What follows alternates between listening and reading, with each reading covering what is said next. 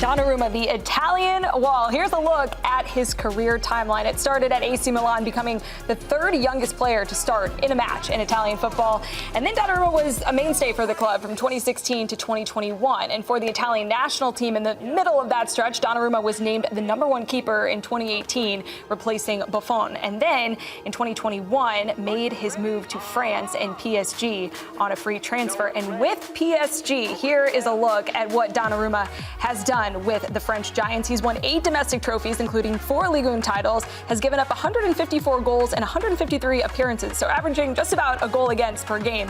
And this Champions League campaign, he has absolutely shined, tallying 5 clean sheets en route to the final, has made some absolutely epic saves, and has a chance now for some more glory come Saturday when PSG take on Inter, one of his former rivals. So to set the stage, you boys are going to take us through some of the key moments in his career. And Nico, you're going to kick us off with the Euros back in 2020. Yeah, I think, to be honest, that's when his career peaked. That was his best performance. Inflection point?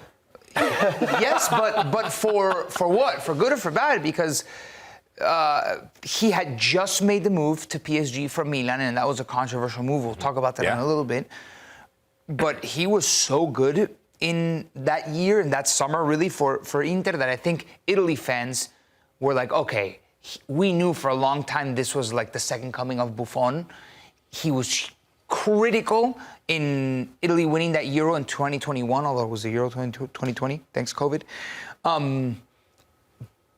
But I don't think for his club he has ever followed it up like that type of performance, maybe until now.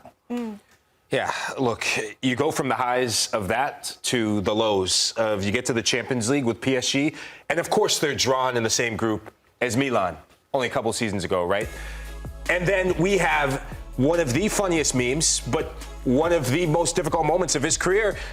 Remember this as Donnarumma, because Milan fans, they were throwing these fake printed monies, and we see Mercenario because they felt betrayed. Wow. They felt like one of their own who was supposed to be the heir apparent to Gigi Buffon for the Azzurri, but in Milan colors, left and betrayed them to go for the money.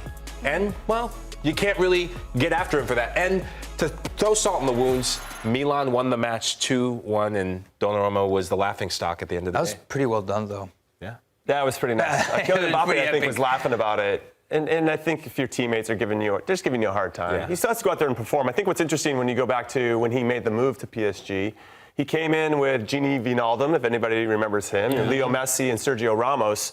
And we could argue he's going to be the most important player out of those 4. And it's being demonstrated throughout this particular season where I think he's been immense. Obviously with PSG, losing Kylian Mbappe, they're going to need other people to step up and make plays on both sides of the ball. And I am a firm believer that you can't win anything of consequence without having a hot goalkeeper. And he has been fantastic, both domestically and then obviously in Europe. Yeah. He took a kick to the face earlier this season against Monaco. In some ways, he did peak or have his first peak in the Euros. Right? Obviously made those big saves and helped Italy capture that trophy. And then he had to fight with Keylor Navas at PSG to really establish himself. I mean, he's 22 at that point. When we talk about goalkeepers, they're not peaking until maybe 30, 31, 32. Right. He's 26 right now. It's crazy. And he's emerged as one of the best goalkeepers in the world. And he still has some deficiencies to his game, most notably with his feet, where he's made some mistakes in the past. But there's a quote that I saw from Alessandro Costacurta, the Milan legend, who said this about him. They say he isn't the best when he has to come off of his line or use his feet, but they always forget to mention that he's the best in the world at everything else. Yeah. And that is high praise from a former player who has seen it all. Fair. I do also think for the last couple of years he had a mistake in him, even though he was the best in many categories. And listen, he's a goalkeeper that debuted at 16, and now he's 26. I mean, we're talking about a 10-year career already. Against Real Madrid in the Champions League, for example, with his feet. He was the catalyst. Mistake by him was a catalyst in one of those epic Real Madrid comebacks. But it's not just there. Go back to the league phase against Arsenal. You know, he was going out trying to catch butterflies. He was swinging at air, helped Arsenal get back into the game. Both goals were pretty much his fault. I would say, you know when was a turning point for me? When they lost that game at home against Liverpool. I think he was also partially at blame for the goal that Harvey Elliott scored. And then that was in the past. And from then onwards, from that second leg onwards, he's been the best goalkeeper of this tournament. Yeah. So, Nico, you talked about how Donnarumma and the national team has stepped up in that big game keeper, but you haven't necessarily seen that at the club level. And this is going to be a big opportunity come this weekend. But if you had to just say right now, based on other keepers that you've seen in similar settings, is Donnarumma the best big game keeper in the world right now? Right now. So whenever these questions are posed to me, I kind of take it like, gun to my head, this goalkeeper is on your team, and if he keeps a clean sheet, you're saved. And if he's not, you're dead. I mean, Yann Sommer sheet? could be in the conversation as well. Clean sheet? Yeah, big game goal. Okay, Don't fine. give me Donnarumma. Clean sheet, we're all dead. He needs to win the final. My team, choose a goalkeeper to play on your team to win the final, else you're dead.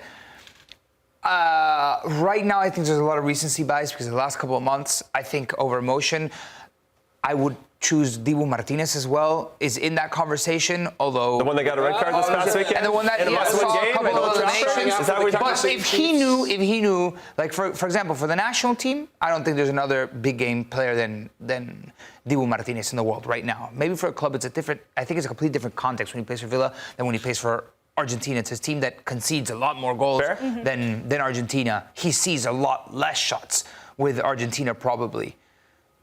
I think if Dibu Martinez knew that my life, another Argentine, was on the line, he'd have one of the best games of his life. He would do it for you, right? Nico. It's the mentality. Yes. I gotta know. Like, we're splitting hairs here. What do you boys think? Look, right now, absolutely. Yeah. Right now, absolutely. I mean, you look at the recent track record. We're talking about right now. Liverpool, Aston Villa, Arsenal. This guy is proving it against some of the biggest ones. We forgot to mention Courtois also. Yes. Yeah. Okay. Of course. Courtois is always going to be in the conversation. But to be honest, that's the goalkeeper I'm taking. But right now, this guy has to be in this conversation because confidence is everything as a goalkeeper. And we've played with goalkeepers that when they're confident, they're world beaters.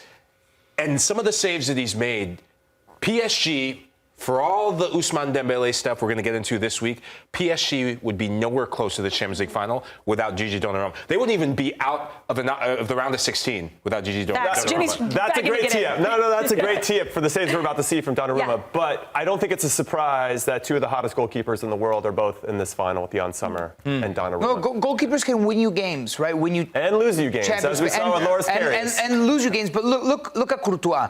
The year that he had a bad defense, he still came up with huge saves. I think when you pair a good goalkeeper with a strong, robust defense right in front, and you're asking for him to bail you out of a couple of moments, like against Arsenal, for example, those first 15 minutes, shaky. PSG really struggled to find their footing, and he bailed you out. And then afterwards, Donnarumma didn't need to do his thing. There was one save against Saka, back post, that came like 60 minutes afterwards, So, well, that speaks to staying sharp and focused. Most of us will be with you on Saturday for the Champions League final between PSG and Inter Milan. 3 p.m. Eastern is when kickoff will happen, but our coverage will begin at 1:30 p.m. Eastern. Be sure to tune in on Big CBS and, of course, streaming on Paramount Plus